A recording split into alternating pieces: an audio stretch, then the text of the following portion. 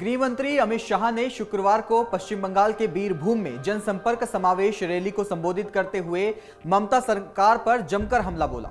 शाह ने अपने संबोधन में बंगाल में घुसपैठ का जिक्र करते हुए कहा कि अगर बंगाल के लोगों को घुसपैठ से निजात चाहिए तो उसका एकमात्र विकल्प है भारतीय जनता पार्टी।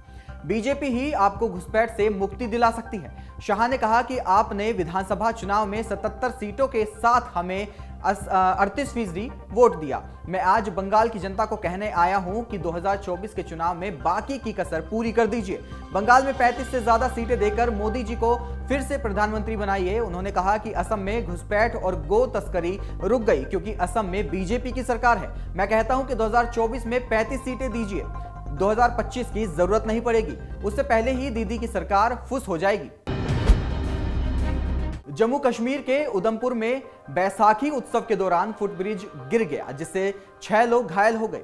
पुलिस अधिकारी ने बताया कि मौके पर पुलिस और राहत कर्मी पहुंच चुके हैं और जब बचाव कार्य फिलहाल यहां पर चल रहा है। उधमपुर के एसएसपी डॉक्टर विनोद ने कहा कि फुटब्रिज अचानक ही गिर पड़ा। इससे 6 लोग घायल हैं जिनका अस्पताल में इलाज चल रहा है।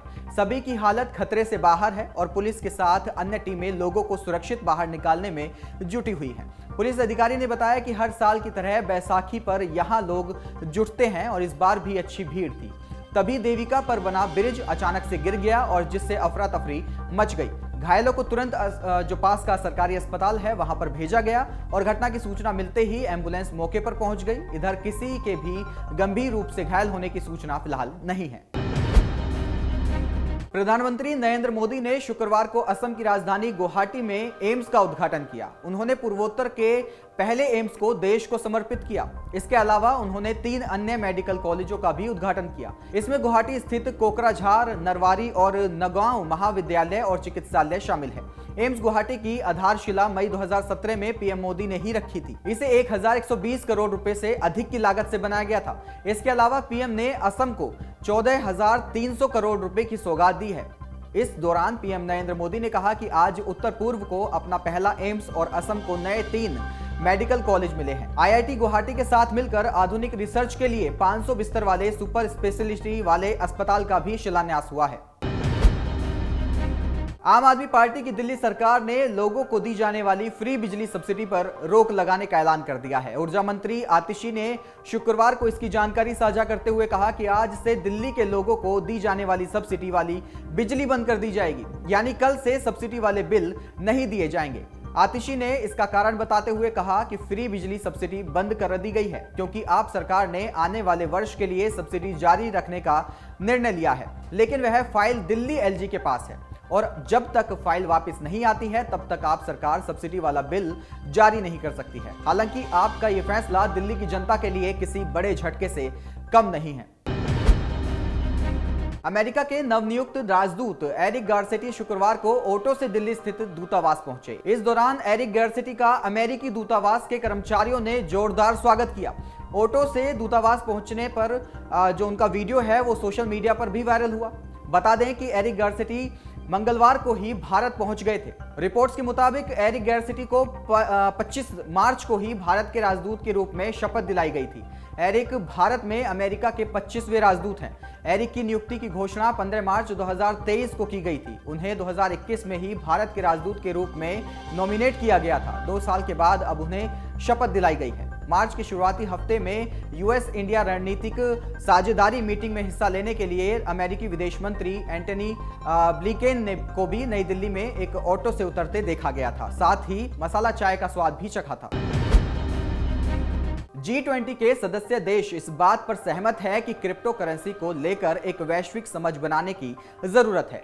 इससे न सिर्फ क्रिप्टो की चुनौतियों को जो उनसे निपटने में मदद मिलेगी बल्कि इसका नियमन भी हो सकेगा। केंद्रीय वित्त मंत्री निर्मला सीतारमण ने यह बात कही है।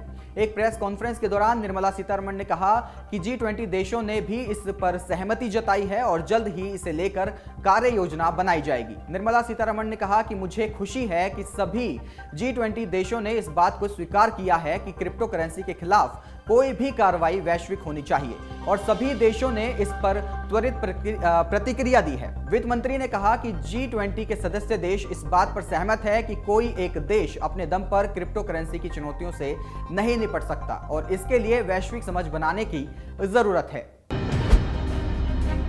गुरुवार को दिल्ली के मुख्यमंत्री अरविंद केजरीवाल को सार्वजनिक संपत्ति को कथित तौर पर पोस्टर चिपकाने के मामले में गोवा पुलिस ने पूछताछ के लिए पेश होने के लिए एक समन जारी किया था। अब केजरीवाल ने पुलिस द्वारा भेजे गए इस समन पर प्रतिक्रिया देते हुए कहा है कि वह पूछताछ में शामिल होने के लिए जरूर जाएंगे। सीएम केजरीवाल ने मीडिया से बातचीत करते हुए गोवा पुलिस द्वारा भेजे गए समन के सवाल का जवाब देते हुए कहा कि मैं जरूर जाऊंगा। इसी दौरान उन्होंने दिल्ली लगातार बढ़ रहे कोरोना के मामले में प्रतिक्रिया देते हुए कहा कि अभी जो केसेस हैं वो जरूर बढ़ रहे हैं, लेकिन चिंता की कोई बात नहीं है। अगर कुछ चीजें नजर आएंगी तो उचित कदम उठाए जाएंगे। वहीं गोवा पुलिस ने उन्हें 27 अप्रैल को पेश होने के लिए कहा है। पेरनेम पुलिस थाने के इंस्पेक्टर ने सीआरपीसी की धारा 41A के तहत आपके रास्ते संयोजक को नोटिस जारी किया था। संजय राउत के बयान पर पलटवार करते हुए सूबे के उप मुख्यमंत्री केशव प्रसाद मौर्य ने कहा है कि उत्तर प्रदेश पुलिस ऐसी कोई कार्रवाई नहीं कर सकती जिसे फर्जी कार्रवाई कहा जाए। पुलिस किसी अपराधी को पकड़ने जाएगी और अपराधी पुलिस पर गोली चलाएगा तो पुलिस अपने बचाव में जरूर कार्रवाई करेगी।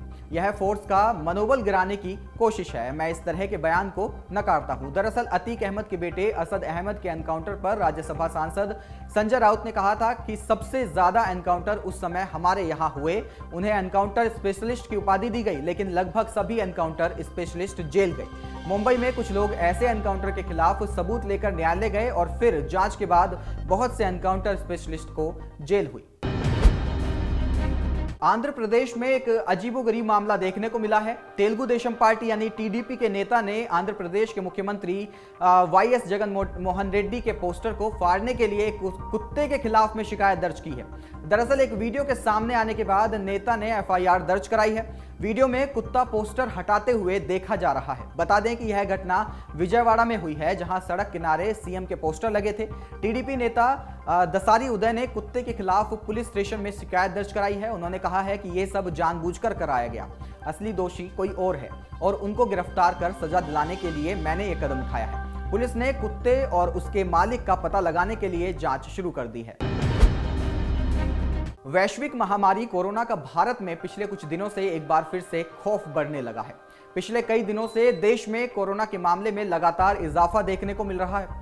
इससे पहले देश में कोरोना धीरे धीरे दम तोड़ने लगा था, ये नजर आ रहा था, लेकिन मौसम में बदलाव के बीच में एक बार फिर से कोरोना के नए मामले तेजी से बढ़ने लगे हैं। कोरोना मामलों में बढ़ोतरी पिछले 8 हफ्तों से लगातार जारी है। आलम यह है कि देश में पिछले 24 घंटे में आज भी कोरोना के 11,000 से ज्यादा नए केस सामने आए हैं, जो करीब 1.5 साल में सबसे अधिक हैं। दरअसल पिछले कुछ दिनों से देश में एक बार फिर से कोरोना के मामले में तेजी देखी जा रही है। कल के मुकाबले देश में आज कोरोना के दैनिक मामले में बड़ी उछाल दर्ज की गई है। देश में आज कोरोना के 11,109 नए केस सामने आए हैं। इस दौरान कोरोना संक्रमण की वजह से 29 लोगों की मौत की खबर भी है।